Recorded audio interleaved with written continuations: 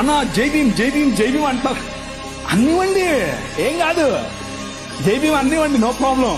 మీరేమన్నా తెలుసా, జై భీమ్ కు పైన కూడా ఉన్నాడు నా రాజు, మై కింగ్ అని చెప్పండి. ఆ భీముని నిలబెట్టింది నీ రాజు. ఆ డాక్టర్ బాబాసాహెబ్ అంబేద్కర్ గారు కొలంబియా యూనివర్సిటీకి వెళ్ళినప్పుడు బైబిల్ స్టడీస్ అటెండ్ అయ్యేవారు. రూత్ పుస్తకానికి ఆయన వ్యాఖ్యానం రాశారు. He was a practising Christian.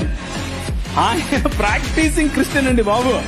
ఆయన ఒకరోజు 3 లక్షల మందితో కలిసి నేను బాప్తిజం తీసుకుంటాను అని చెప్పి ముందుకు వచ్చి ఫోన్ మన మెథడిస్ట్ సంఘంలో ఉన్నటువంటి బిషప్ గారికి చెప్తే, బిషప్ గారు దానికి కావాల్సినటువంటి పనులన్నీ వసతులన్నీ ఏర్పాటు చేసుకునే క్రమంలో నెహ్రూ గారు ఫోన్ చేశారు.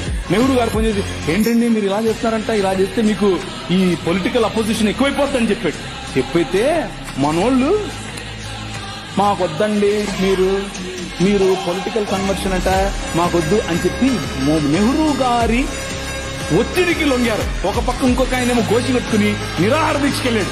ఏమని, నువ్వు వెళ్తే ఏ మతానికైనా వెళ్ళు కానీ క్రైస్తవానికి వెళ్ళొద్దని. ఆయన నువ్వు తప్పితే నాకేంటి, నేను యేసు ప్రభువుని అనుసరిస్తా అని చెప్పాడు. ఎవరు? డాక్టర్ బాబాసాహెబ్ భీమ్రావ్ అంబేద్కర్.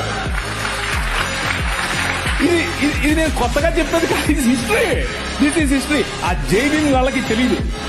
చెప్పండి, వెళ్ళి ధైర్యంగా చెప్పండి.